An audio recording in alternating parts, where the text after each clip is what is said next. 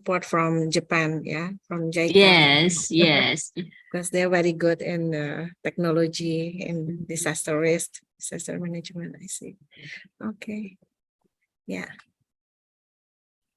Well, we wait for Mbak Intan or Bu Landung. The participant, it's all of 51.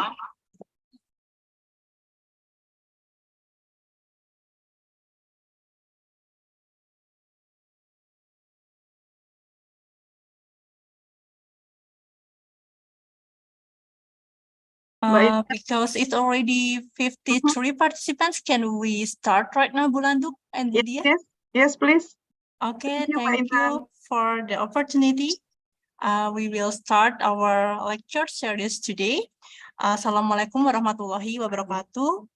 Good morning to all participants. Welcome to the Urban and Regional Scientific Forum International Lecture Series 2023, Series 6.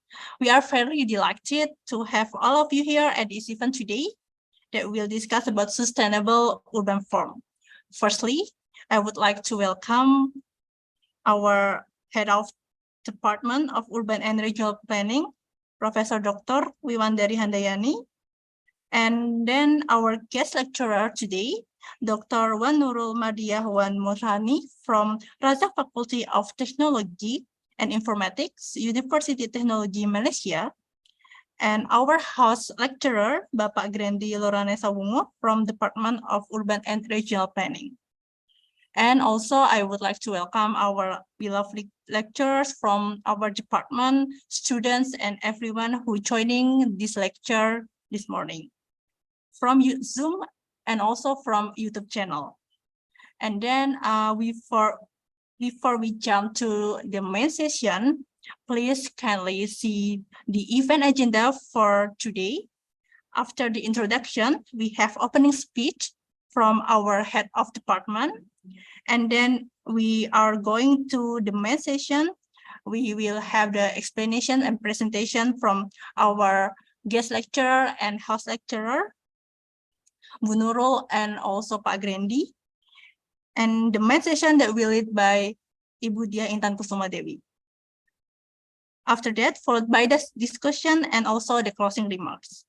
And now we are now continuing to the next agenda, that is to hear the opening remarks from our Head of Urban and Regional Planning Department, Professor Dr. Wiwandari Handayani.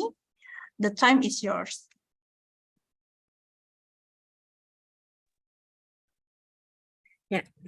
Thank you, Mbak Intan. Assalamualaikum warahmatullahi wabarakatuh. Selamat pagi, good morning.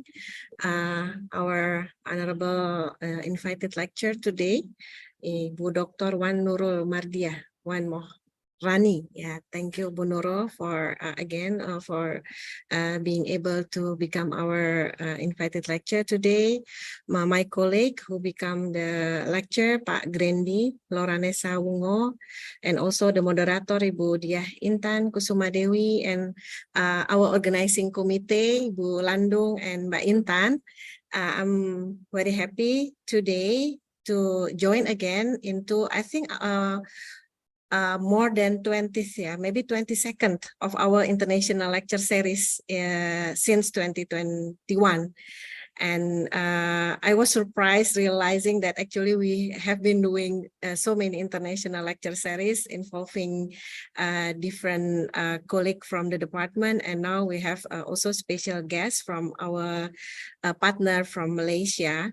And my very high appreciation to all my colleagues, especially from the laboratory of spatial design laboratory led by Ibu Dr. Santi Paula, who are I think also joining us here. Our topic today is about sustainable urban form, and I believe sustainable in different dimension is very important topic for us. And we do really hope that the presentations and also discussion may enrich our participants' perspective, mostly our students, and may lead to an interesting topic for their final work, Bu Nurul and Pak Grandy, because not only providing more international exposure through this international lecture series program, but we do hope through this kind of interaction, we can lead to an interesting research topic and also broader cooperation among colleagues between the two universities. I will stop here and hope that we may have a nice presentation and discussions today. And again, terima kasih banyak, and hope everybody can enjoy the session. Assalamualaikum warahmatullahi wabarakatuh, and I offer back to Mbak Intan. Thank you, Mbak Intan. Okay, thank you so much, Dewi, for the opening speech. So without further ado, I hand this session to you, our beloved moderator, Ibu Diah. Please welcome Ibu Diah Intan Kusuma Dewi. Time is yours. Thank you. Thank you, Intan. Now we will start our international lecture series. But firstly, I will like to introduce our first presenter, Dr. Nurul Mardiah, and I will read Dr. Nurul CV. Dr. Nurul Mardiah Muhammad Rani is a senior lecturer in Razak Faculty of Technology and Informatics, University Technology Malaysia, and she have a area of expertise in urban studies, sustainable urban form that he will lecture today: urban neighborhood, city planning, spatial planning, urbanism, urban sustainability, urban ecology, built environment, and sustainable development. And this is selected of her publication. You can see, and now.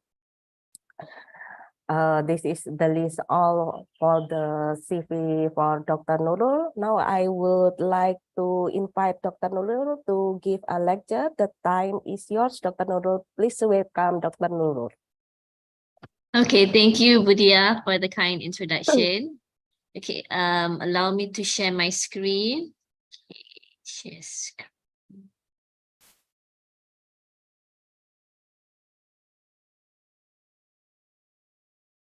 Can everybody see my screen now?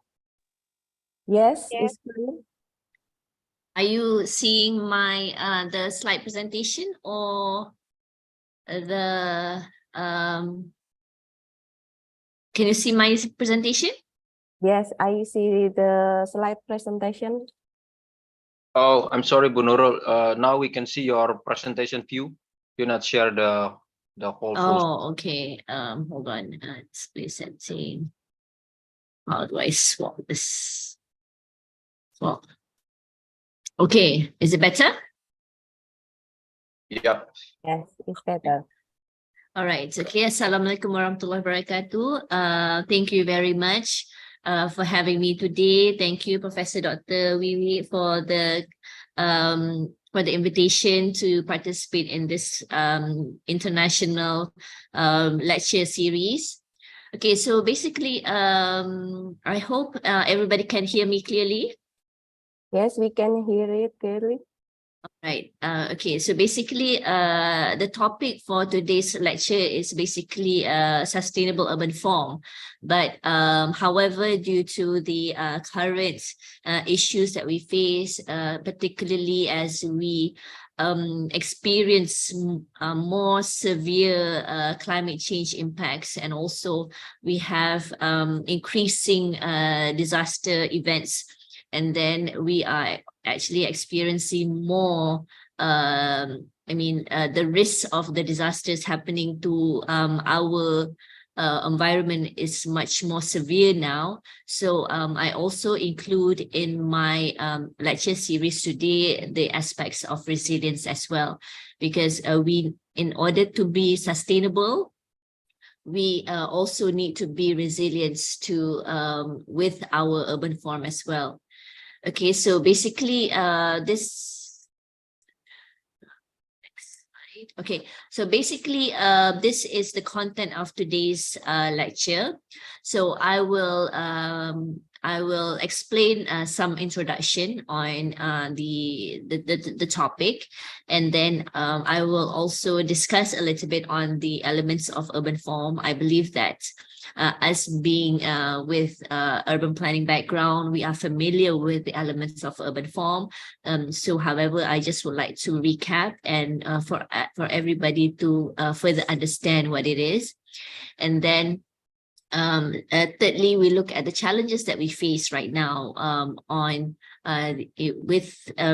related to urban form, and we see how can we what have actually imposed the risk to our urban form to make our urban form more resilient and sustainable.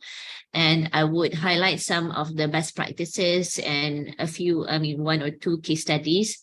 And from there on, we can go to the conclusion and some take-home messages from this lecture series. Okay, so going back to the introduction, basically, I think everybody needs to understand that all the aspects on the urban planning is started with with us living in this built environment, living in this setting, and then understanding the issues, on the aspects of population.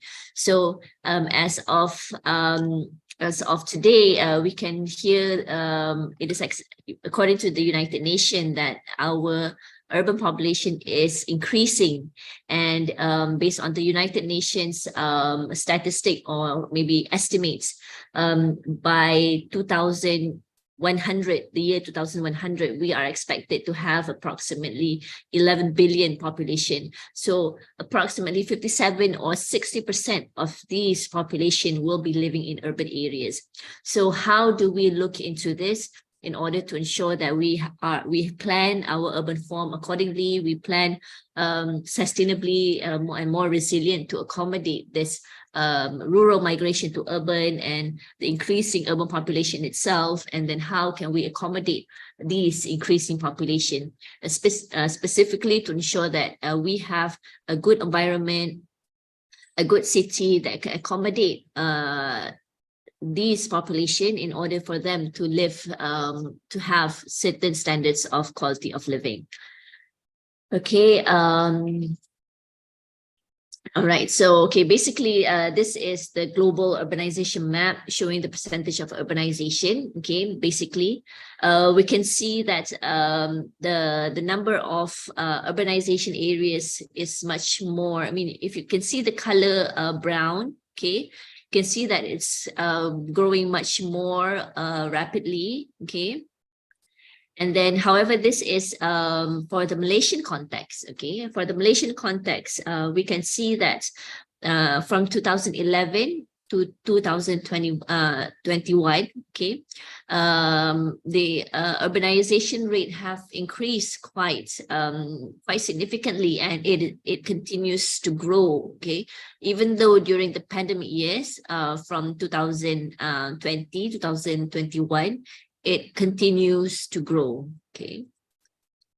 All right, so basically, on top of understanding the increasing population, we also need to understand the traits of the early cities. So in which, of course, even I believe that in Indonesia, in Jakarta, okay, for example, and also in Semarang, okay, we can see that the cities are built basically, at times it was uncontrolled, okay, and then it is basically, for example, in Italy here, it is constructed based on the defensive, okay, of a defensive traits in which it is being built in terms of, to on the aspect of kinship, political guard to ensure that the cities are protected. Okay, so from there on and until today, the way we plan cities have changed, as right now, of course, to accommodate the increasing population and to accommodate the economic activities. Okay, we try our best to plan our urban form accordingly and to suit the trend of the development. Okay, so now in terms of understanding the elements of urban form, okay, I believe that all of you are familiar with the elements of urban form. Okay, to recap, is basically urban form has been defined as a spatial configuration of fixed elements. So what are these fixed elements? So basically, these are physical forms of the city. And however, it also involves non-physical. The physical form would influence the non-physical characteristics of the cities. So these include the size, the shape, the scale, the density, okay, the land use, building types, urban block layout, and also the distribution of public spaces, green spaces. And okay, so among others, you can see that these urban form basically would have strong implication on the socioeconomic of the cities. For example, when we have proper configurations of the transportation route, public transportation routes, we can increase the accessibility within the areas and also improve the access, for example, of the people towards services, towards facilities that would actually improve the quality of living of the community there. Okay, so right. Okay, so what are the elements of urban form? Okay, in general, we have 5 elements of urban form. This is basically from back in 2006, 2008, in which the theory of urban form, they have explained that there are 5 elements, which is density, okay, housing building types, the layout, the land use, and also the transportation and also the infrastructure aspects. So basically, based on Sharifi and Yamagata back in 2018, they explained that based on the research conducted, okay, desirable urban form can play an important role in strengthening the economy of the cities, enhancing health and also the well-being of their residents. And right now, with proper configuration of these urban form, basically would also increase the resiliency of the cities. Okay. So let's go to understanding what urban density is. Okay, so basically, when you talk about density, I believe that all of you are familiar already. Okay, it refers to the concentration of the people, buildings, activities within the defined urban areas, and it is typically measured as the number of people and or housing units per unit of the land area. So basically, if you want to understand how this relationship is, how we need to remember, we need to understand that this the relationship between density and sustainability is complex, and it is multifaceted, with both have positive and negative implications on the environment itself, depending how we manage and plan for the people or for the community. Okay, so what is meant? Okay, we need to understand what low density implicates to the people, to the aspect of sustainability and also the resiliency. Okay, basically, when we talk about low urban density, it is characterized by widely spaced buildings and a lower concentration of the people and activities within a defined urban area. As you can see here, I believe that all of you can feel that this low density urban development can offer us a lot, okay, in terms of higher quality of life, okay, very quiet setting, okay, and then we can also see that this area has less less pollution, okay, in terms of sound, in terms of air, and also we can see more greeneries, right? Okay, so the benefits of this low urban density is reduced traffic congestion. Okay, low density areas typically have less traffic congestion because you can see that the area is more quiet, yeah, and which can lead to shorter commute times and less stress for the residents. Okay, this can also reduce the air pollution. So, okay, and we can see that there's more open space. Okay, and then we can also relate to having better privacy in low density areas. And also, we can also relate to having lower housing cost, okay, because usually low density would be located further away from the city center. So in which it would, in certain cases, the land value is lower as compared to the high density areas, okay. However, we also need to understand the challenges of this low urban density. So limited access to amenities, okay, due to the space that they need to have the development, okay, they have limited access to amenities. They need to, at times, they need to travel further to reach the services and also facilities.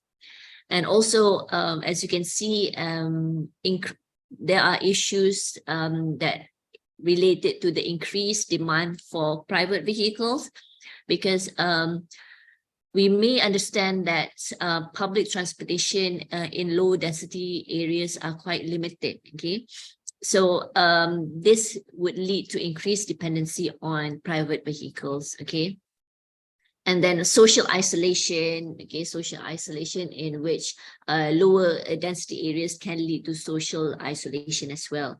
Environmental impacts, okay, low density suburban sprawl can contribute to habitat fragmentation, deforestation, because you need to do forest clearance, deforestation to accommodate these new low density urban developments. Okay?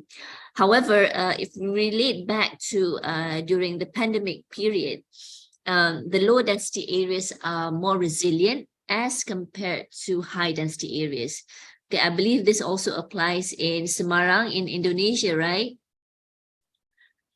Yeah, because low density area would have higher resilience to, when we face the pandemic last 2 years. Okay, so what about high density? So when we talk about high density, at certain times we can say it is sustainable, but at times it is also unsustainable in certain aspect. So because, however, according to the UN Habitat, okay, one of the principles, it is mentioned that as we experience urbanization, many cities are becoming more denser. And I believe that this applies also to, of course, Jakarta. It's undoubtedly, it is already dense, okay? Semarang, I can say that it's still balanced, but I can say that, to accommodate the increasing population, we have to increase the density of certain areas to ensure that we can accommodate these increasing population. Okay, so, when we talk about the benefits of high density urban development, of course, we have efficient land use, okay?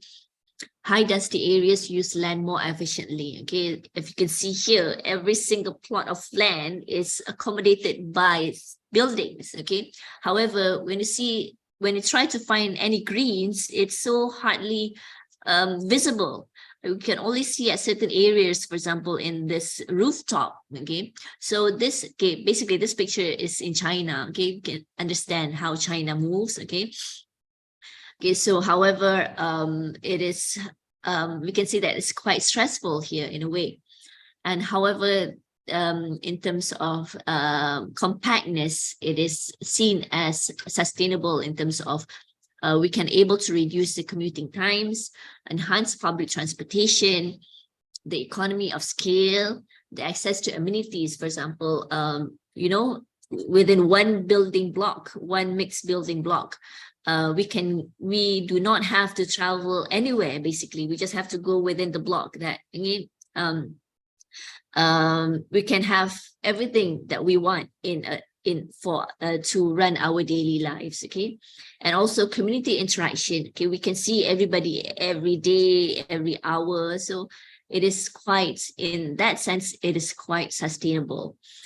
However, the challenges of high density is, as I mentioned earlier, the limited urban open spaces, and then also we can see that from this picture, it is so, you can hear the noises. Okay, we can see that it is experiencing congestions. Okay, higher living costs, and then pressure on the infrastructure, and also air pollution and social equity. There's also issues in terms of social equity, in which higher density areas can face issues related to lower income, and the gap between the lower income group and also the higher income group. Okay, there would be a huge gap in between, because I believe that the lower income group, where we call here the below 40 group, they would feel displaced within this environment. Okay, and also the environmental impact. While high density development can be more resource efficient, however, the environmental impacts from the use of all those mechanical equipments, for example, the cooling equipments, appliances, the heating appliances, all of these have environmental impacts. Okay, and also psychological stress. Psychological stress with this environment, the fast pace. So we feel that it does impose some stress, usually within the high density environment with crowded environments. Okay. However, in terms of disaster resilience, I would say that due to the lack of impervious surface, okay, because all of these are built surfaces, where when we look at built surfaces, it would equals to less impervious surface. So disaster risks are more high within these areas, and we feel that in terms of resiliency, at certain times it is high, but at certain context, for example, when we deal with with flooding, we feel with to accommodate the high volume of rainfall, for example, these areas have higher risk in that context. Okay, next we go to the housing or building type. So basically, in terms of the housing type, it is very important to understand that different types of building would have different impact to the built environments. And residents living in low density detached dwellings with large gardens will have different experience with those of high rise city center apartment residents. Okay, so this is also, we can understand that we need to plan accordingly and understanding the local context and see how these would actually impact to having a sustainable or resilient urban form. Okay. As we can see here, these are the different types of building contexts, okay, of housing types. For example, here, the top left picture is housing in Sabah, okay, where it is on stilts. So basically, when we talk about housing on stilts on water, is where it is already ready to face adaptable to any sea level rise risk, okay? And for example, here, another picture down here is also related to the water, okay? And the top picture is the second picture from the left is in Japan, where we can see that, the housing, the buildings are accommodating the people walking. All right. And then so this shows that the access to amenities, access to services is quite high here. So in a way, it is contributing to having sustainable urban form. Whereas the third picture is a picture from Kampung Baru, the third and the fourth picture, okay? Kampung Baru, Kuala Lumpur, we can see that the vast difference, the vast gap between Kampung Baru area, okay, the Malay Reserve area of Kuala Lumpur, and with the city center setting at the back. Okay, we can see that there is a huge gap. So also this shows some issues in a way that it also represents social inequity here, in which the low income people and also the high income people at this city center at the back. All right. So these urban form settings would have contribute differently to being sustainable and also being resilient. Okay, so next we need to understand land use as well. So land use basically refers to the different function of the environment. And for the urban context, of course, usually the dominant land use is usually the residentials, and supported by functional use such as commercial, industrial, recreational, and others. So basically, these land use usually represent the economic and the cultural activities, and what it is being practiced at a given space. So when we talk about sustainable land use, resilient land use, we need to ensure that the changes that happen within an area or within a city, within a local area, we need to understand that the land use change does not give negative impact to the environment, okay? And also it needs to be supporting each other, not to have conflicting land use, okay? Because land use changes occur constantly and at many scales, and can have effect on the environment and the quality of the environment. Okay, for example, we need to understand, for example, for commercial use, usually when we talk about commercial use, we would relate it to the incoming commuters and also the outgoing. So the transportation issues we need to understand. And for example, and then next for the residential, the waste generation, it will produce a lot of waste, for example. So how do we accommodate the land use to ensure that we can have better waste management, and also have wildlife habitat preservation, ensure that it doesn't affect the microclimate of the areas, and also we need to ensure that the land use changes can have positive impact on the human health as well. Okay, so here, these are some images of the different land use, okay? So as we can see that right now, the land use change from green space, from forest, from agriculture to built space have different connotations, okay? And here, when you talk about urban development, is where urban development would usually occur on either greenfield or maybe brownfield. But if it's brownfield, it would be a different context. But when we talk about greenfield development, we are looking into replacing impervious surface to pervious surface, in which when we change the natural ground cover to impervious surface or to the built surface, it would change the biodiversity of the area. We will change the natural aspect of that particular area, right? So this is basically in illustration on how the impervious surface contributes heat to the urban environment, and which later on it would cause severe heat stresses in urban areas, especially during the hot season, the warm season, okay?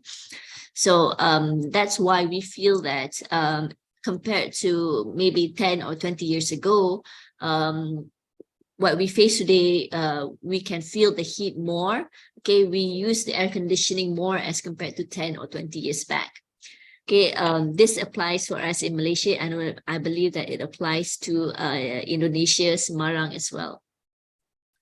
Okay, next we talk about layout. Okay, when we talk about layout, this is also very important, in which layout is basically the spatial arrangement and the configuration of elements of streets, blocks, and buildings. So it is the component of the building just now. It is how we plan the different uses, okay? Where we discussed just now about the land use. Now we're talking about how we want to compose it within a specific layout. So layouts basically have an important influence on pedestrian movement and the way in which different places and spaces are connected to each other. And then streets which are well connected to services, facilities, and means for the pedestrian of reaching them would have higher quality of built environment.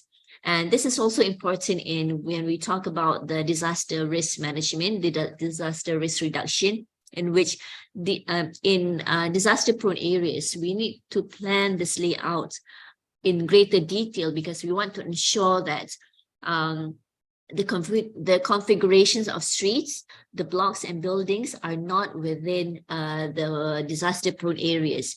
So if so, then we need to plan our blocks or buildings or streets more carefully, because we need to ensure that the streets would be still be accessible during the, for example, if flood occurs. So we need to ensure that the height or the level of the street are not within the flooding level. Okay, is above the inundation level, and also the blocks and buildings. Okay, certain buildings need to be designed more carefully to ensure that if flood happen or if flood happen, then the residents can still adapt to the environment during that disaster events. Okay. So this is very important to ensure that our urban form are more sustainable and are more resilient. Okay, so this is an example of residential neighborhood in Selangor in Malaysia. Okay, we can see that the configuration of spaces of this is they try to have higher quality of life, in which they try to have, for example, there is a lake for water detention, okay, to capture the excess water for higher volume of rainfall, okay. And then there's also a city center within the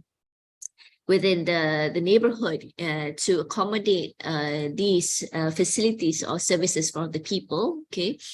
And also we can see the hierarchy of the streets are quite well planned, and they also have, if you look at the picture on the right, you can see that there's also pedestrian path along the streets, okay, to ensure that the people can walk throughout the whole neighborhood. Okay, this is one of the example, but however, there are other best practices that you can find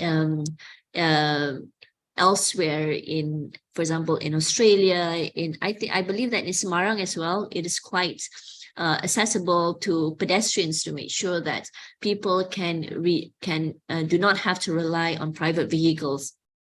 Okay. All right, so next we'll talk about transportation and infrastructure. Okay, again, this is very important, because when you talk about the urban environment, you need to mobilize from one place to another. You need to move from one place to another. So transportation infrastructure is closely associated with accessibility, and it determines the ease with which buildings, spaces, and places can be reached. So the level of accessibility describes the area residents and users are able to reach. And it also very important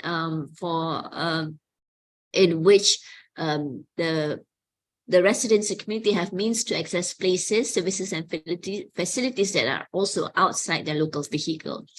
So if you can see in those days, previously, the historic cities, for example, here, Atlanta, due to the industrialization, due to, hold on, I need to, sorry, can I have a 1 minute break?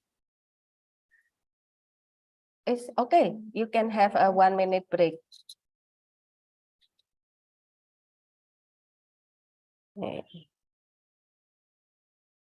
Okay.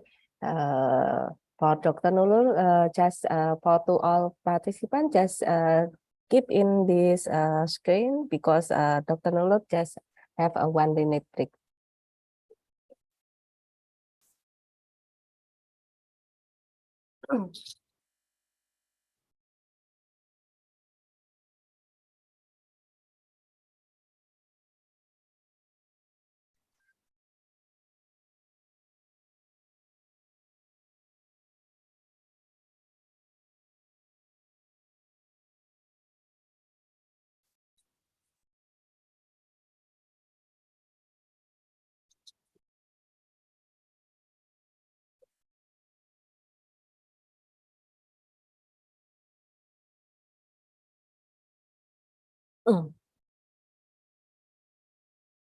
Okay, sorry. Okay, it's Someone okay. was at the Dr. door. Nurul. Okay. You can continue. Okay. All right. So here, when you talk about transportation infrastructure, okay, as I met just now, okay, when we talk about the historic cities, when we were facing the industrialization period, where we started to have private vehicles. So due to that period, they try to like have more people to own a car, to sell cars. Okay, so that's why we have that historic automobile cities like Atlanta, like in US, and then there's lots of basically around the world, basically. Okay, and in Japan, in which the car producing countries, right? So during that period, where roads, highways starts to emerge and to accommodate these vehicles. So these basically have positive impact in which we can travel further. Okay, we can travel further at a shorter period. So, however, there's also negative connotations, negative impact from that particular activities in which we face more pollutions, okay, air pollution, noise pollution. And however, we need to remember that due to the economic development, we have also improved significantly with this infrastructure. However, in terms of being sustainable, in terms of green and walking and being safe, so it has also have negative impact from the activities of transportation infrastructure. However, we need to be planned more sustainably and more resilient, in which we need to understand where we need to stop on the building infrastructure for private vehicles and focus more on being more walkable and more pedestrian friendly. So we need to strike a balance between within these infrastructure developments. Okay, so here next is where I want to focus on the challenges of sustainable and also resilient urban form. Okay, am I going too fast, Diah? Is it okay? It's okay, Dr. Nurul. Okay, all right. Okay, all right. So basically, when we talk about the challenges of sustainable and resilient urban form, we cannot run away, kita tak boleh lari daripada isu berkenaan dengan perubahan cuaca, okay, perubahan, the changing of the climate. So here, and then as we understand, dengan changing of the climate, we have lots of impact to our built environment, to our life actually. Even for Malaysia currently, we are dealing with food insecurity, where rice, nasi, beras is quite limited for us in Malaysia, where even though we have lots of paddy field, okay, sawah padi kita banyak, tapi we are still experiencing lack of beras di Malaysia. So that is our current issue in terms of food insecurity. And on top of that, we are facing sea level rise, okay, extreme weather impacts, extreme weather events, okay, increased temperature, and also fresh water availability. Whether we can clearly see or adakah ia jelas ataupun tidak jelas, the how we plan our urban form, how we plan our land use, how we plan our buildings, how we plan our jalan-jalan raya, infrastruktur dan sebagainya would be impacted by all these issues that we face right now. And it is like a cyclic process in which it's like a chicken and egg situation in which apabila kita plan dengan baik, dapat result yang baik. Tapi due to the changes of the climate change, it also would impact how we planned earlier. Okay, so here we can see that there are certain things that we need to revisit again, how we plan our urban form, how we plan our cities, how we manage the land use change, and etc. etc. Okay, so these are the things that we need to really consider lah. Okay.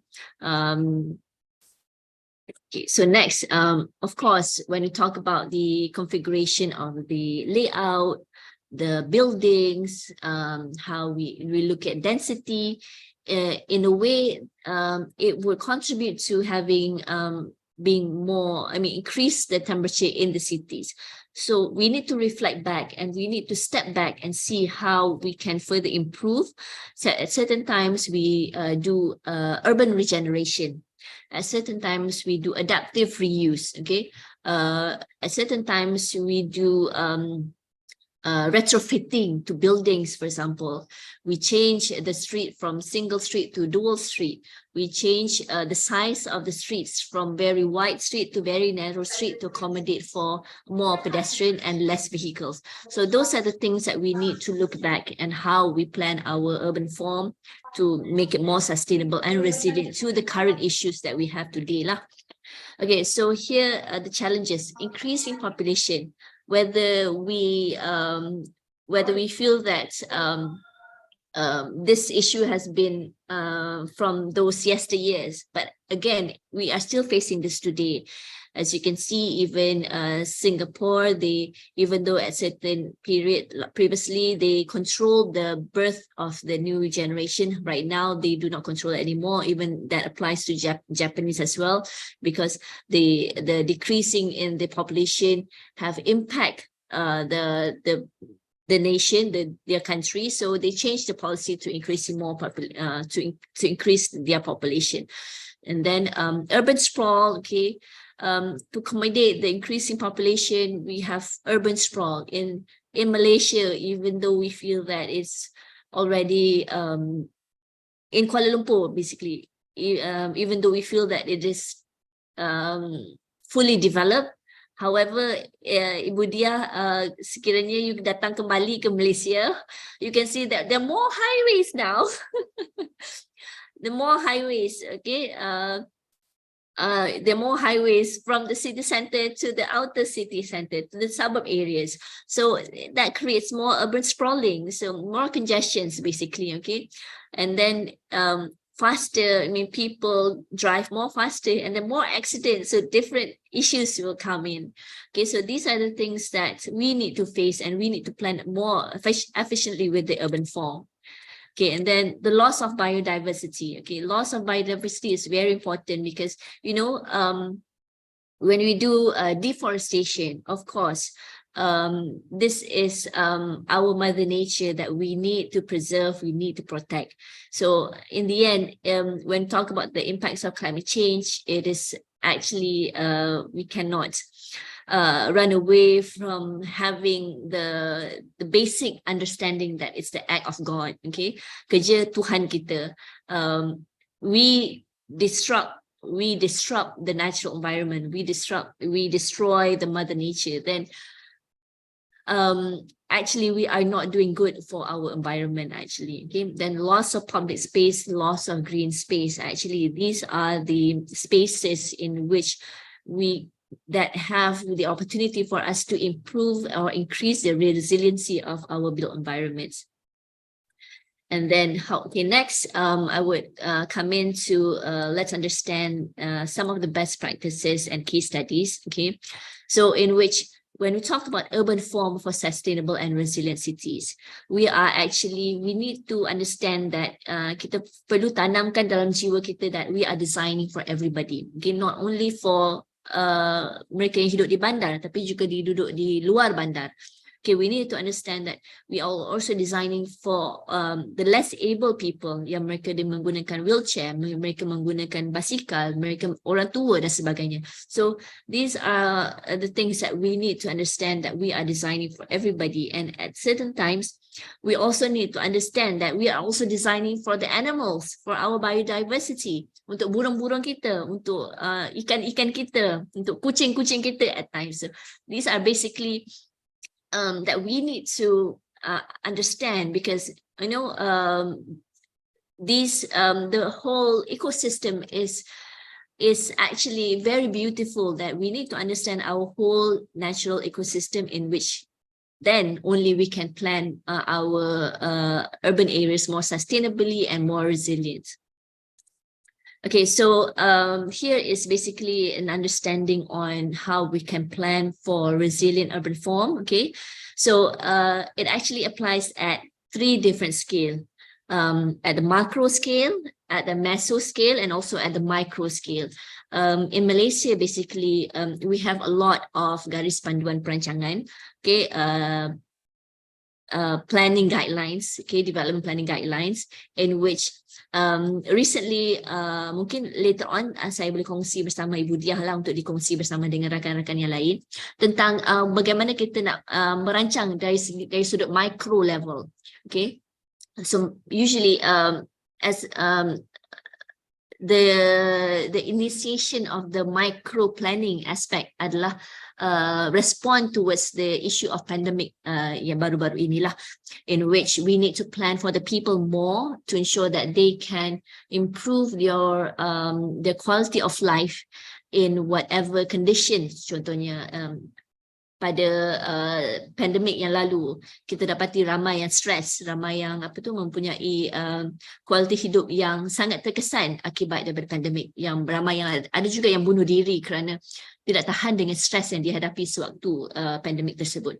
So we need to understand that resilient urban form applies at macro, meso, and micro. Okay, so at macro level, okay, we need to understand the hierarchy, the city size, the development type, and then the distribution pattern of people and jobs. Because usually when we talk about macro, it's about kita hendak menjalankan aktiviti harian di mana kita pencari kerja, kita ke tempat kerja, we commuting to other areas, to further areas lah. Okay, and then we are looking at degree of clustering of uses, the land uses lah, dan juga landscape and habitat connectivity. Manakala at meso scale, it's much more on the neighborhood lah, neighborhood in terms of diversity within the neighborhood areas, bagaimana sistem pengangkutannya macam mana, dan access to amenities, facilities, dan juga green space lah at the neighborhood level. Whereas at the micro neighborhood, the micro planning level, we are looking at more detailed aspect. Contohnya block type. Adakah block type kita sesuai dengan cuaca? Contohnya the orientation of the building towards the sun, or blocking the sun, or things like that lah. And then angin contohnya, okay. Begitu juga dengan density di kawasan satu perumahan yang kecil, okay. We also talking about the roof type in terms of, you know, untuk the microclimate, okay, the thermal comfort of the people, okay, And then kita juga bercakap tentang the design of the spaces, contohnya ada laman hijau ataupun tidak dan sebagainya lah. And also it is very important on the design of emergency route. Contohnya apabila berlaku bencana, okay, adakah penduduk secara at micro level tu tahu ke mana mereka hendak pergi sekiranya bencana banjir berlaku contohnya. Adakah mereka terperangkap di dalam rumah ataupun mereka boleh keluar dengan mudah untuk pergi ke tempat yang lebih selamat. Okay, these are the things yang kita lihat daripada sudut micro lah. Okay, so resilience to what? Okay, usually we talk about the natural disasters lah and also man-made disasters. And also we need to also remember any future pandemics, okay, health pandemics and other pandemics as well. Okay, so on top of that, okay, resilience for what? Okay, here, this one I would explain further later. Okay, so basically this is what we have in Malaysia lah. We have, when we plan for resilient, okay, planning for resilient urban form pada tahun 2019, saya rasa sekiranya rakan-rakan di Semarang, di Indonesia dan juga pelajar-pelajar pernah terdedah dengan lecture yang lebih kurang ini. Saya rasa telah dimaklumkanlah tentang apa yang perkembangan di Malaysia itu. Kita ada garis panduan perancangan bandar-bandar tahan bencana, okay, pada tahun 2019. Dan juga kita ada juga panduan mengurus perdana pengurusan risiko bencana dalam penyediaan rancangan tempatan. So this is basically dua dokumen ini adalah penting lah yang kita rujuk untuk dapatkan ataupun satu panduan untuk kita mendapatkan resilient urban form. So telah diperincikan di dalam it has been explained in these documents that there are 9 principles or components that would facilitate Malaysia to achieve resilient urban form lah. So which is resourcefulness, robustness, diversity, redundancy, and then adaptability, reflectiveness, flexibility, inclusiveness, and also integrated. So these are very important component of what we have in our guidelines. And I can share the link for you to get access to these documents untuk mendapatkan bacaan yang lebih terperinci lah. Okay. Okay, so this is from US. How they plan for the urban form to be more to accommodate the changes, to address the urban heat island issues. So we need to understand how the heat travels within the layout lah, so within the blocks. So from here, as it is as a guide on how we can plan more efficiently and plan the urban form more coordinated, and to ensure that we can achieve sustainable and resilient urban form. So on top of that, in terms of the global policy, kita dapat lihat di dalam New Urban Agenda lah. Okay, saya rasa ini semua sudah familiar dengan this New Urban Agenda, global policy.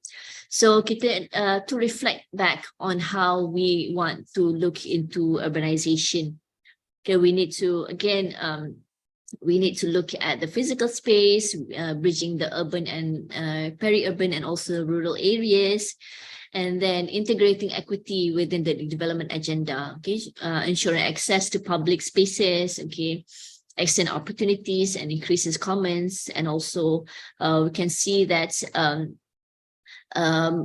tapi ia juga memerlukan a strong support from all the stakeholders lah untuk memastikan kita dapat sama-sama capai sustainable and resilient cities. So basically here we can also see that implementing the urban agendas means it is applied within the urban rules and regulation. So seperti contohnya di Malaysia kita ada beberapa dokumen lah on top of selain daripada the Malaysia Plan yang tadi saya tunjukkan garis panduan perancangan, okay, dan juga panduan mengurus perdana bencana, okay. Dan urban planning and design, okay, ini kita dapat lihat terdapat banyaklah action plan, okay, master plan yang kita telah memasukkan, integrasikan sekali elemen-elemen yang boleh menyumbang atau membantu untuk mencapai sustainable urban form. Alright, and then financing. Okay, without financing, susah jugalah kan. It's all about money here, and also about the political will. Okay, so saya juga ingin kaitkan jugalah dengan SDG, okay, SDG 2030. Kita dapat lihat again in the SDG, Sustainable Development Goals, telah dinyatakan a lot on issues in relation to how our urban form is not sustainable, okay, and the solutions, okay, promote sound urban planning, okay, invest in renewable energy, and then we protect our cities. Okay, so ada sedikit je lagi conclusion sudah. Okay, so how we can achieve sustainable and resilient urban form. Okay, these are the things that we need to bear in mind lah. Okay, our urban form need to be resilient and sustainable towards disaster and also the climate aspects. Okay, and we also need to remember that our urban form need to be environmentally sustainable, okay, and also socially sustainable, able to have more social interactions, okay, better quality of life, okay. We don't want to see the suicidal rate increasing within our cities, within our environments, and also economically sustainable, in which when we talk about economy sustainable, it would also reflect on our GDP growth lah, okay. So again, as mentioned, yang saya sudah maklum sebentar tadi dalam dokumen GPP Bandar Balai Tahan.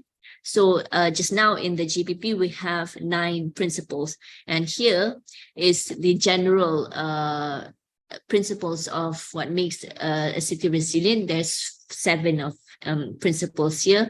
Again, it's reflective, resourceful, robust, redundant, flexible, inclusive, and also integrated. And back to our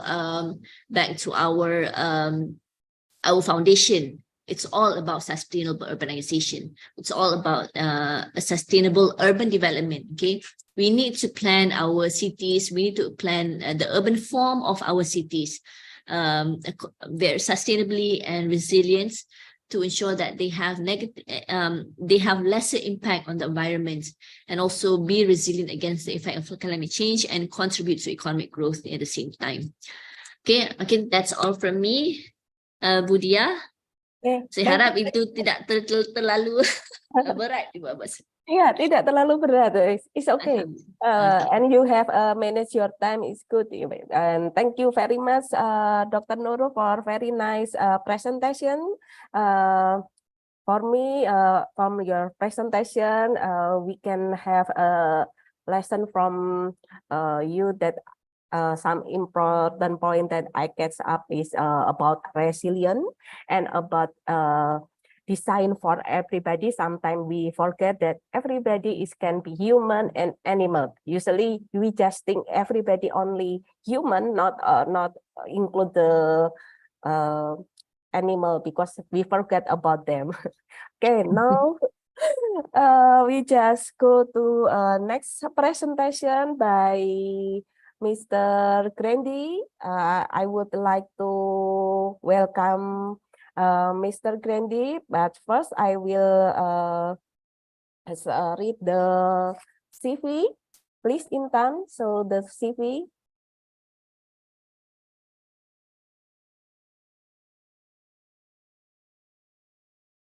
Okay.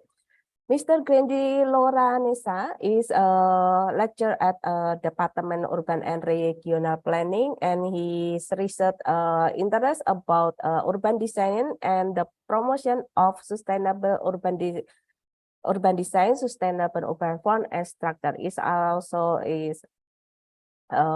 research project is about the pedestrian and about the pengelolaan kerjasama and kampung regeneration, and selected and this selected publication about the pedestrian way and street for the disabled.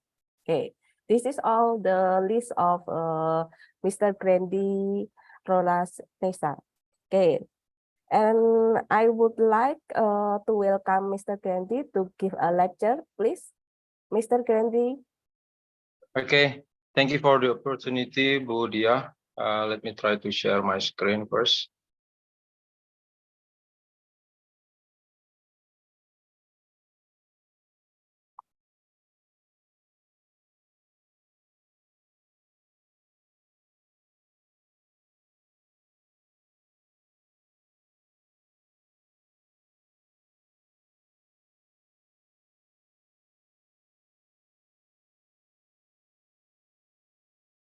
Okay, can you see my screen now? Yes, it's clear. Okay, so how much time I can present my material today? It's about 40 minutes or 45.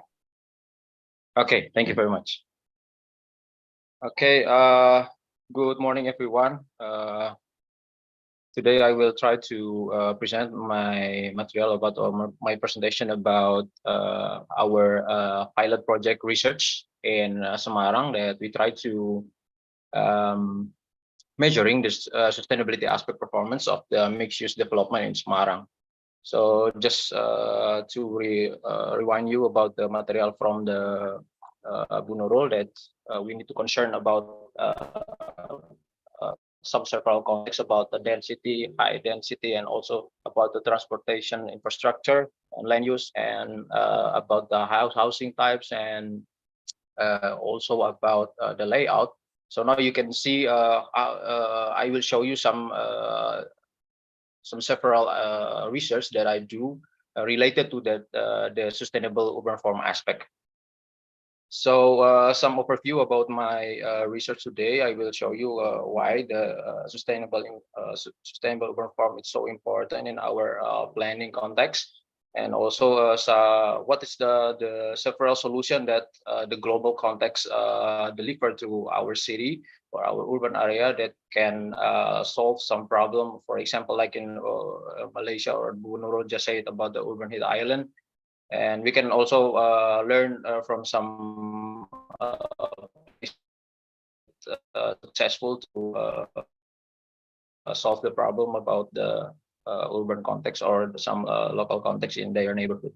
And also the main focus topic today is about our research on a sustainable urban farm. And we can also see some conclusion or some entry point that we can highlights about this research. Okay.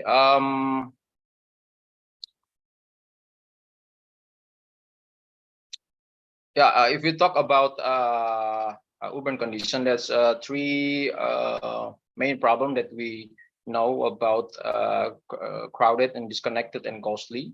But like just Nurul say about the density, when we talk about the density, we are focused discussing how the modern cities are become increasing crowded with the growing population and limited space and traffic congestion and densely packed building are some example of the impact of this density. And the growing population puts pressure on this or the natural resource or the human resource, and also about the urban infrastructure. Maaf Pak Grandy, I'm sorry, your screen is not moving. Oh, okay. Masih berhenti di tempat, masih berhenti di judulnya. Okay, let me see. Ya, ini sudah berganti. Terima kasih Pak. Okay, thank you.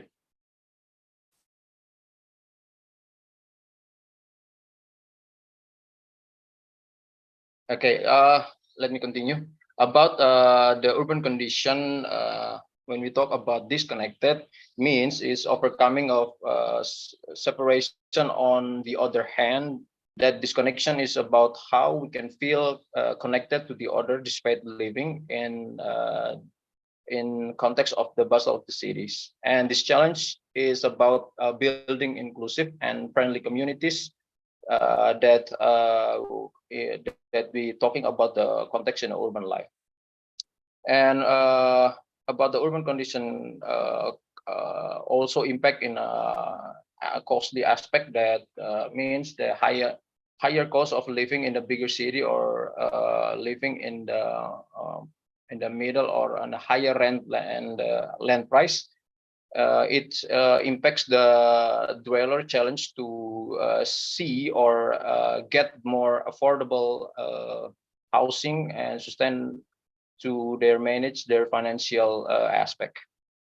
And these challenges are not only in Semarang, but it's also can related to in our daily activity in our cities. Okay. So what's the solution that the global context that try to deliver to us? For example, is my screen already changing? Yes, Pak. Okay. Berubah. So simply brief about or the short brief about how the global context try to deliver the to get the solution about integrated the multi-level governance. When we talk about the integrated and multi-level governance, it's one of the principle of sustainable urban form, which require coordination and collaboration between all the local or the national actors that have the same goals to manage their land use, energy, waters, and the other resource to encourage low carbon, for example, low carbon mobility and increase the higher density and also the diversity of the urban function. For example, like urban blocks or the micro neighborhood that's just we know in the previous presentation. And the third aspect, the main aspect, the third aspect that we need to concern about the integrated of the multi-level urban governance, we need also to know about the challenge that we face about migrant integration and climate change adaptation. And we can see also some example in Asian country, for example, in Singapore or Malaysia, that just Nurul said or telling you about the study case that they try to correct me if I'm wrong, if you just call about the garis haluan negara or something that you try to mention about to the government try to solve the problem, for example, about the urban heat islands to improving the quality of life and social inclusion or social equity in their neighborhood or in their cities. And let's move on without further ado. Let's move on to our research that I have developed with my team. So there are several points that are the main focus why this research was developed. The first one is like according to the WHO in 2015, this indicate the about the population lives in urban area, which it's makes impacts to our energy consumptions in urban context, and also impact in our quality of life and social equities. And also the urbanization makes big impacts for our natural resource in context of urban area and human activities. And currently rate will ability to increase the future, it's not increase, but it will get a negative impact to our future generation at the some period of time. Also, if we talk about the urbans, like just Nurul said about some main problem or we get faces in our cities about urban sprawl, that just I mentioned, they will get some negative impacts about the energy consumption. Sustainability is also more complicated problem that we facing in our cities. Then we need to try to discuss and find some solution that we can implement. For example, like a compact city, also some mixed use and high density land use that we try to manage it. And how we try to deliver in our 1 point today. I think Semarang get a population around 1.7 million, I think, in 2022. And this is a main challenge that Semarang faces, but we need to try to give it some alternative solution that we can try to solve the problem.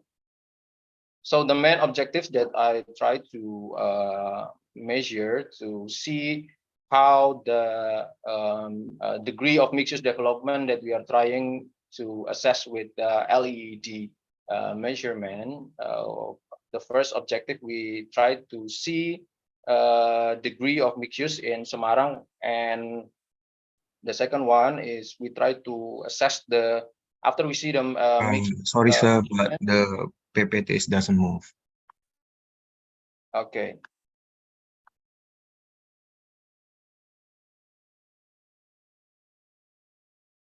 How about this one? The objectives slides. Can you see? Yes. We can Okay. see it, but The second objective that we talk about, the sustainability assessment, we try to measure the level of the sustainability of the implementation of the mixed use development that we try to find in the first objective. So we the degree of the mixed use, we will try to make some rescaling or some arrangement scoring that we put in our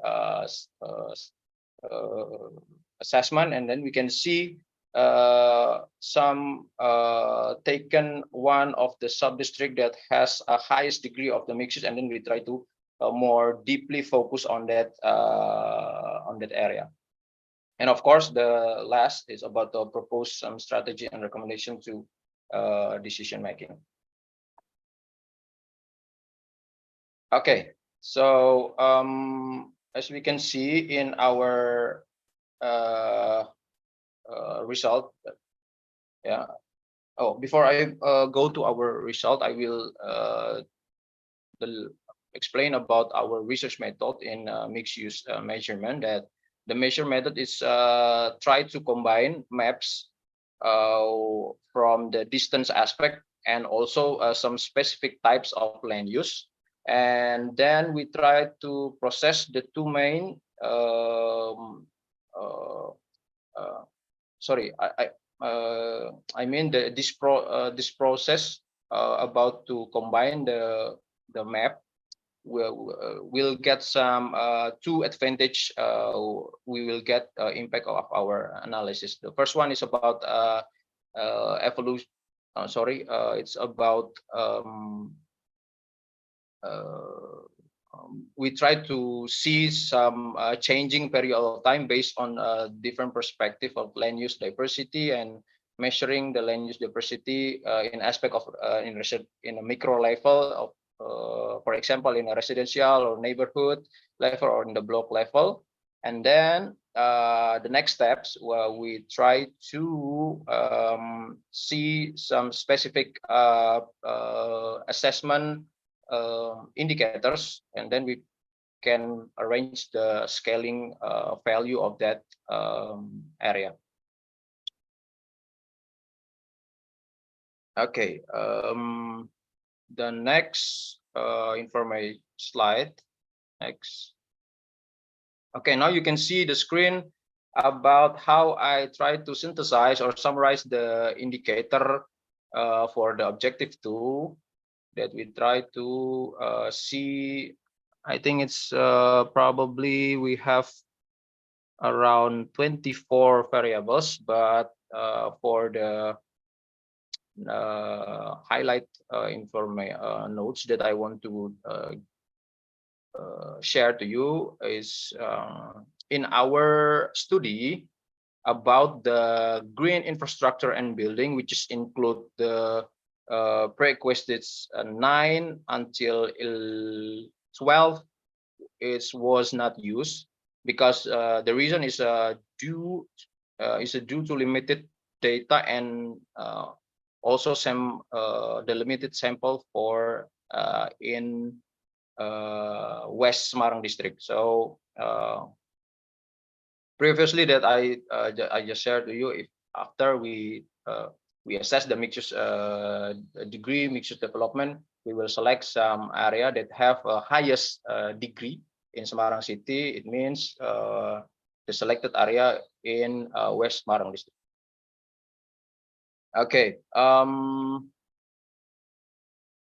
In the following of the framework of the LED method in this study, where the first thing that needs to be done. It's determine the section of the several section from the West Semarang or our study area based on administrative boundaries.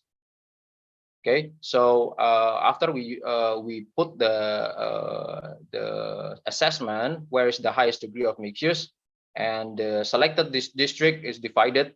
For example, in the West Semarang district, we did after we analysis, we divided into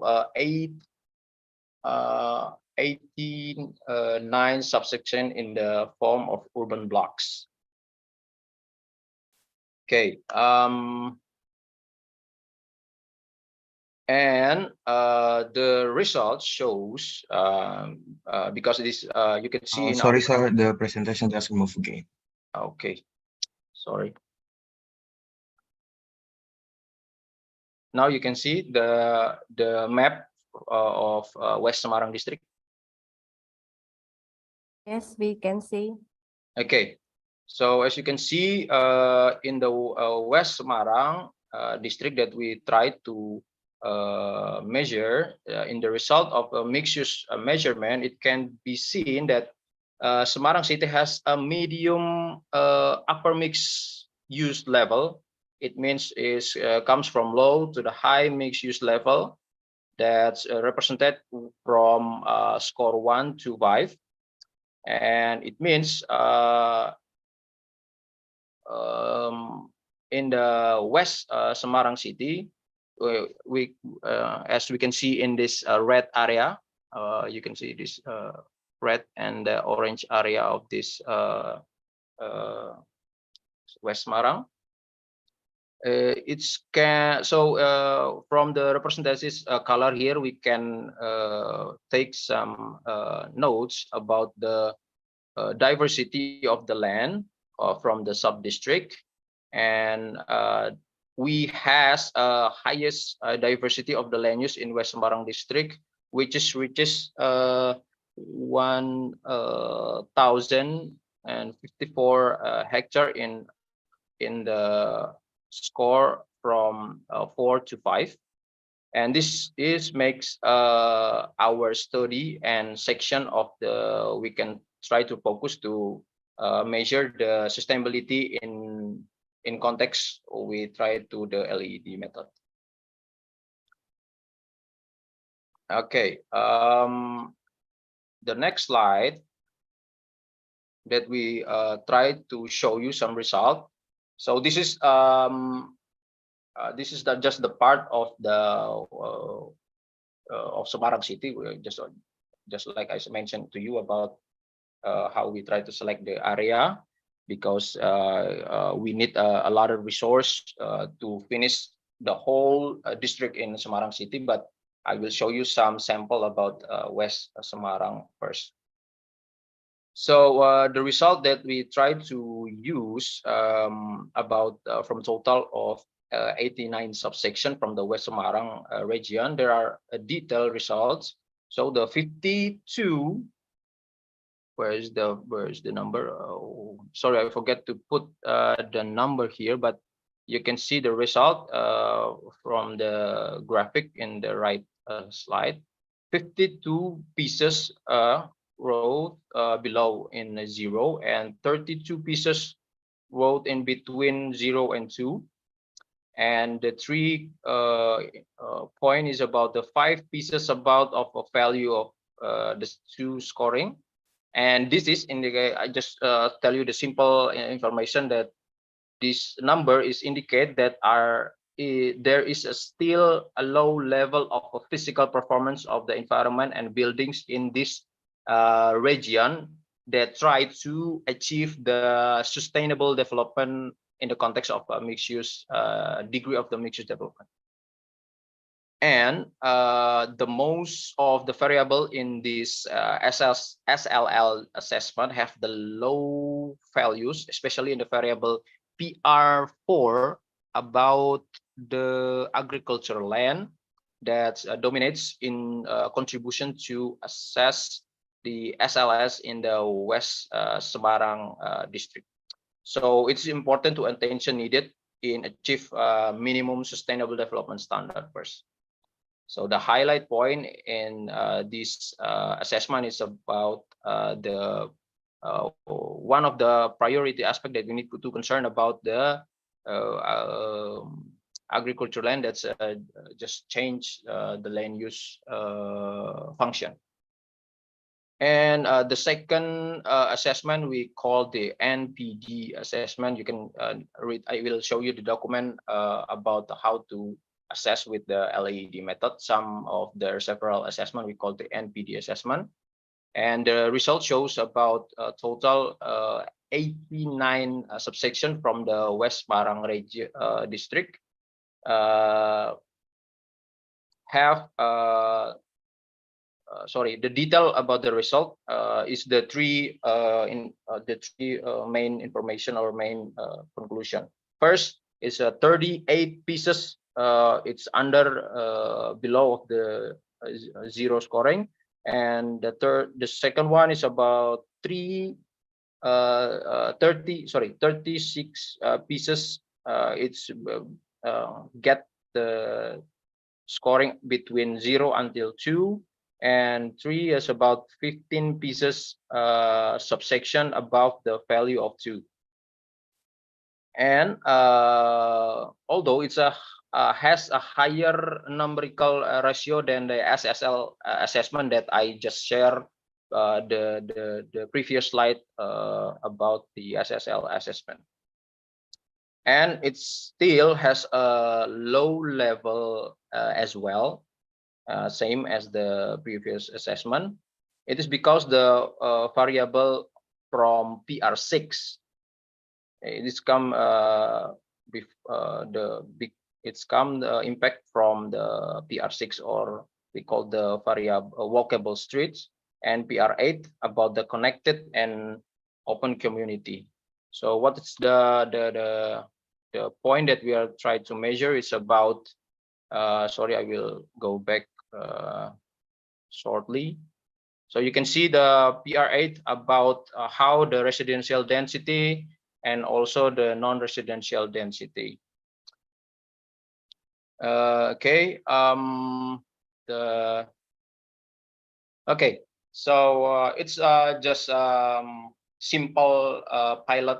It's not simple, but it's just a beginning pilot project about how to measure the whole degree of the mixed use in the Semarang city.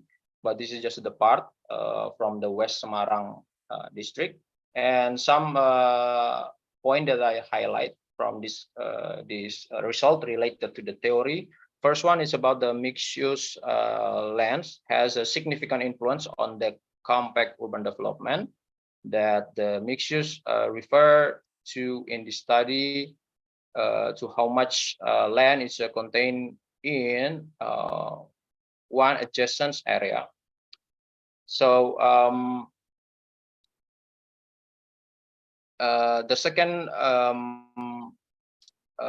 result that's related to the LED assessment, we call the leadership in energy and environmental design. It's a rating system for evaluating a building environment performance and encouraging sustainable design.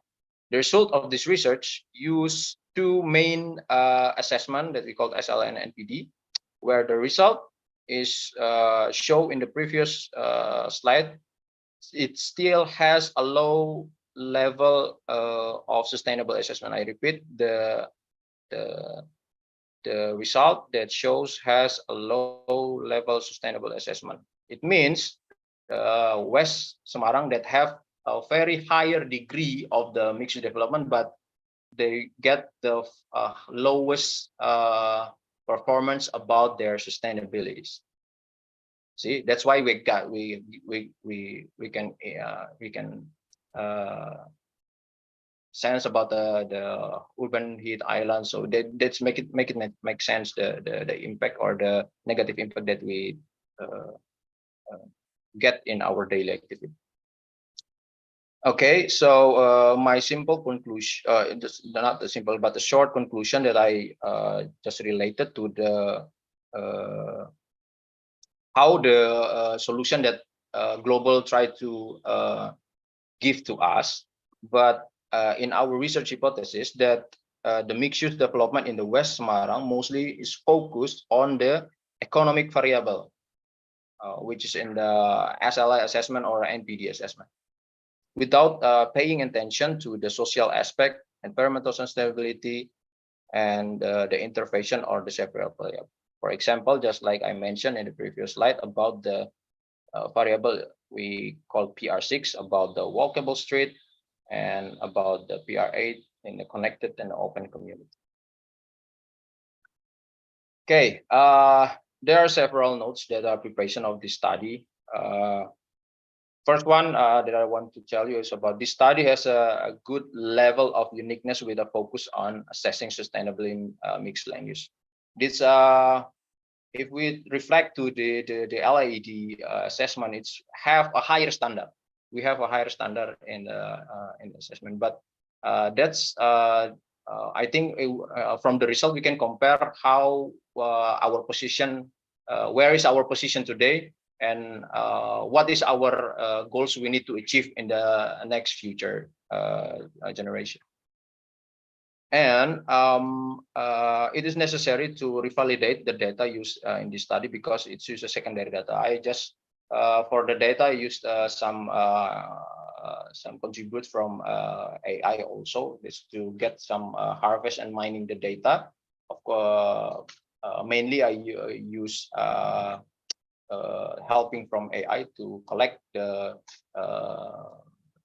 land use changing or the about the temperature, air pollution, and also about the walkable street, about the open community, the residential, and about the urban blocks and so on. But we need still to do some validate tests about the data in terms when we talk about the in the context of the Semarang city, just not just West Semarang, but in the context of the Semarang city. And the next point that we need to concern to our all participant or our student and our colleague, that we need to aware, we must be aware about the pressure on the city, yeah, especially in the Semarang that comes pressure from the north. It does not come just only from the coastal area, but also the pressure comes from the city center. So for the last presentation, the last slide from me about the our research. The West Semarang is only a beginning. We try to see about the how Semarang can plan their own cities, because now they just I said of you the population today it's around 1.7, but we can reflect it to our other country like Singapore. In 1970, I think they have 1.9 million population there, but they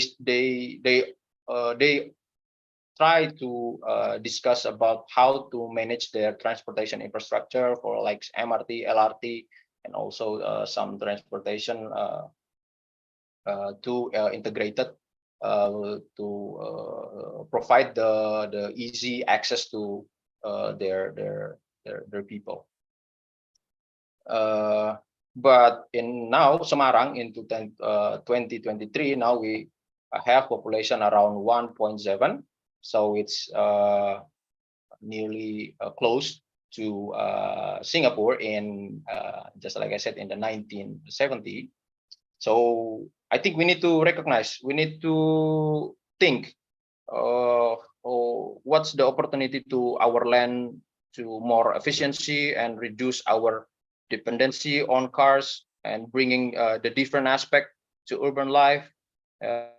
So for example, how we create the places from the building and sustainable strong the community to answer the aspect from the SDGs aspect, but to truly make this vision a reality or implemented, we need the active collaboration between the governments and also the all stakeholders and the communities to create the inclusive policy and creating the support infrastructure that will drive Semarang city that can start from the we can start from the West Semarang as a pilot project. And that's all for my presentation today. Thank you, everyone. I give it my screen back to Diah. Thank you. Okay. Thank you very much, Mr. Grandy, for your presentation. As a moderator, I just have a few important points about our city that in Semarang, we have issue about walkable street and issue about connected open space that sometimes we not realize in our design. Yeah. Okay, now in this third stage, I just welcome to all participants to join with us to have some discussion. Okay, we have some question in the column chat for from Bu Nurul, maybe Bu Nurul and okay, from Bu Nurul and Pak Grandy, maybe you can see in the column chat from Bu Wakida. Okay, I just ask Bu Nurul for to answer the question first, please. Okay, thank you, Diah. I can see the first question from Bu Wahida, is it? Yes, it's from Bu Wahida. Yeah. Okay, basically, the question is about whether I want to know about cities in Malaysia which have sustainable urban form, whether it's okay. Basically, we have heritage city and we also have new city. For example, Malacca, Penang, are even Kuala Lumpur. If you look at the core city of Kuala Lumpur, it is a heritage city. However, Penang and Malacca, it is a heritage city listed under the UNESCO World Heritage Site. So these cities, basically, when you talk about, for example, if you look at Penang, for example, well, the urban form is very organic. Okay, the urban forms are very organic, and for example, in terms of disaster risk, Penang is exposed to flood, and also some areas. If you can remember last time when we have tsunami, some portion of Penang was also impacted by tsunami. So basically, what the local authority have done is that they try to regenerate certain areas. For example, they have improved the transportation network, okay, and then also control certain activities within the areas to ensure that the areas are more resilient towards the disaster risk. And however, there's nothing much that they can do because of the limited land, and also most of the areas are well developed. However, right now, Penang is actually they are looking into to reclaim some lands, okay, and create new areas. So this is the area in which we want to ensure that the urban forms are well planned and carefully planned to ensure that it is it also accommodates, it also integrates the elements of disaster risk and sustainable in the new planning of the new reclaimed lands. And for example, new city, if you have visited Putrajaya is a new city, and also Shah Alam is also a new city. They are planned city basically, and if you have been to Shah Alam in Selangor, we experience less traffic congestion. However, due to the increasing population and also the sprawling, okay, that we are experiencing, Shah Alam is also having issues, I mean, unprecedented events in terms of flash flood, in which back in 2019 and also 2021, we experienced, Shah Alam experienced an unprecedented flash flood, and it has caused a very large amount of economic loss. So despite of being a heritage city or a new city, you know, when we talk about climate change, our urban setting, our urban environment are not are not excluded to be experiencing. I mean, we need to plan according to the changes that's happening around. Okay, okay, another thing is this is from Busanti. Yes.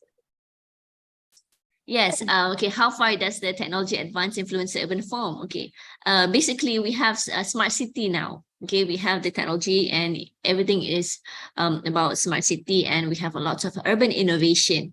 Well, basically, you know, right now we have some sort of Waze.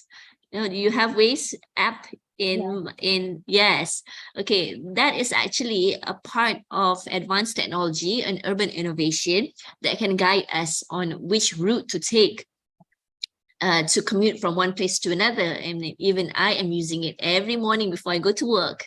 Okay, I look at ways, which options do I have, okay, to ensure that I travel lesser and even lesser money, lesser cost, and lesser time. Okay, do we have to balance that all? Okay, but and basically that is in ways in which it have influenced the urban form, and in which people would travel, I mean, according to which is more convenient to them. Okay, and on top of that, we can see that technology in terms of the parking, the buildings. Okay, when you talk about natural ventilations, when you talk about advancement in the building materials, okay, these are all would impact on the urban form as well. How we look into the building layouts, how we plan our activities more efficiently within the built environments. Okay, so those are the things that I believe that is common, and then it is all impacted by the urban innovations that we have today. Okay, I hope I answered well, and then I think Pak Grandy, I can hand over to you for other questions too. Yeah, thank you. This is the questions comes also from Bu Santi. Busanti, yes. If we take over the other study, do you think the result will be different? What the aspect will give you significant impact? If you talk in the context of the Semarang city, I think it will be different because, like I said, for our pilot project in West Semarang district, we have I call it's like element of attraction. We call it in Indonesia the tarik menarik from one component or one element and the other element. For example, if we talk in the context of sustainable urban form, of course we can see in my last slide how we see the urban form impact for the economic factor, social factor, and also the environmental factor. So it's a kind of like the element attraction. So if we talk specific context in West Semarang, of course the element attraction comes from the economic activity. But if we talk in the context of in the Mijan district, for example, yeah, the main factor came from the environmental factors and also the housing, because there's a new cities in there. Ngalian and Mijan, there's new cities, so it's depends context what we call, and we can see the significant impact of the degree of the measures or also the sustainable form. Thank you. Okay, thank you, Pak Grandy. I think for Nurul have one question from Amin Novianto. The question is this a student or a lecturer? Student, is it? A student. Is this a student? Oh, student. First of all, thank you for sharing this. Okay. Which one is Moderator? Okay, so I think basically the highest agency, I believe that when you talk about how we want to prioritize, is basically in which areas that have the higher population. Because when you have higher population areas, higher populated areas, basically, we have a lot of people that we need to ensure that we meet their needs. We meet their needs, and we need to ensure that their quality of life are being well taken care of. So in which vulnerable areas and with vulnerable people, these are the aspects that we need to give more priority, because in the end, when you talk about the UN Habitat's aspirations, is where we need to ensure that we have provided for all, cities for all, basically. So these are the things that we need to understand where our priorities is, because and also disaster-prone areas, again, areas which have more with higher risk. So these are the things that we need to really focus on. For example, more research needs to be done to ensure that the houses within the disaster-prone areas, flood-prone areas, are being well designed to ensure that they are able to adapt to whatever future risks that they're going to face. They need to adapt well to the environment. Okay, and also in terms of urban form, later on it would facilitate the way people live and the way people react to the environment. So that is very important, that people also need to respond positively to the environment.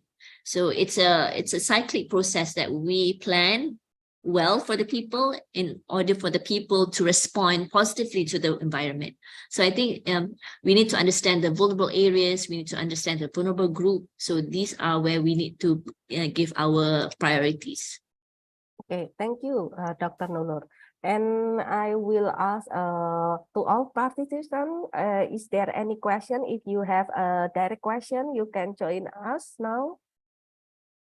Nafis, do you have any question? Belum ada Ibu. Okay, belum ada. Okay. Is there no question? Maybe I will just conclude from Dr. Nurul presentation and Mr. Grandy presentation. We just can learn about the sustainable urban form that we must that in our city we must recognize about the characteristic about that, and we must design with characteristic in the population, and we must know about the resilient that what city need to build, and so the city can be adapt, can be good living as for all the people. I think is that for this discussion, and thank you very much for Dr. Nurul and Mr. Gandhi for the presentation now. And I will ask, okay, we just the last question. Okay, it's not the last question. I think it's from Mr. Grandy, I think, from Robbie Ilham in the chat. Maybe you can answer it for the last. Okay, so thank you, Budia. So the question is about what do you think about the result of LED analysis will be different in some cities faces some shocks. Yeah, we're talking about the just not about the sustainable urban form, but we also talk about the resilient factor, just like Nurul said in their presentation. So I think it's it will be different scoring or assessment that if we try. I think it's a same question like Bu Santi said, but if we talk in the different city, of course it's a different character, it's a localized context. So yeah, the conclusion is, of course, if we try to use the LED assessment in the Semarang or in the city in Indonesia, I think it's have a different value, but the same highlights conclusion that we can get, for example, in the middle of Java, in Semarang. I think I just choose the the capital city of the middle of Java, and the results shows that sustainability of compared to the degree mixed-use development, it's still in the underperformance or in the low level. It means if we talk in the nearest cities in the Semarang city, of course there will be get lower degree of the mixed development, but maybe they will get the more highest value of the sustainability aspect, because the population is different, right? So I think that's my answer about the question from the Robi. Thank you. Okay, thank you. I think is the last question, and I will like to closing the presentation. And thank you very much, Mr. Grandy and Dr. Nurul, for your join us in this discussion. And Intan, please. Okay, thank you so much, Bu Diah, for moderating our sessions.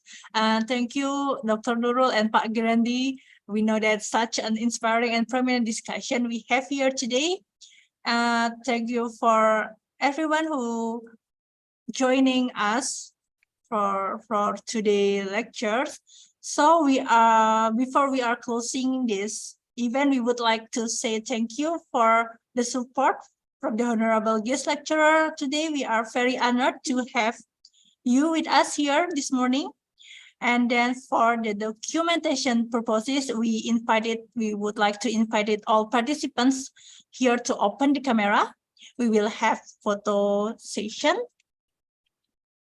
I will take the screenshot from here.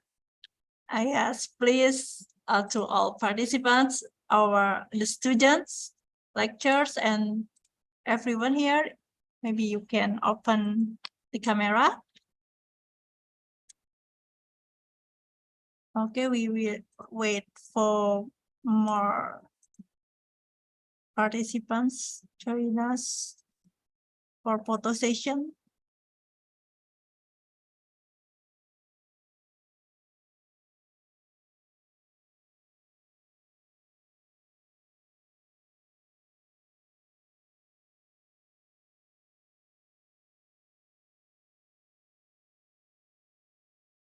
Okay.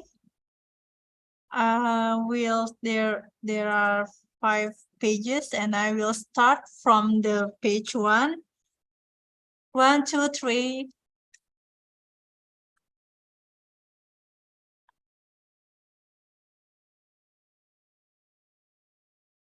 Page 1, 1, 2, 3.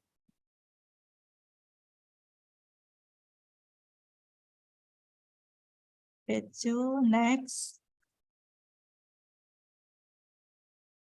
And next.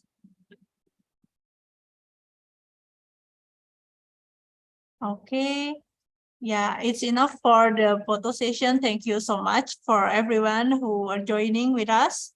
And this event about to come to the very end. I hope you found the presentation today are informative and helpful for us. And we hope that this event will bring an inspiration and a positive impact for all of us. Please forgive us for our shortcoming, and we look forward to seeing you in the next international lecture series. I hope you all have a good day and have a nice Friday. See you. Wassalamualaikum warahmatullahi wabarakatuh. Waalaikumsalam warahmatullahi wabarakatuh. Thank you, Bu Nurul. Terima kasih. Thank you, everybody. Terima kasih, Pak. Pak Grandy, waalaikumsalam. Sampai jumpa lagi, Bu Nurul. Yo. Terima kasih Bapak Mbak Ibu. Intan, makasih. Iya, terima kasih. Iya, Jumpa terima lagi Bu Nurul.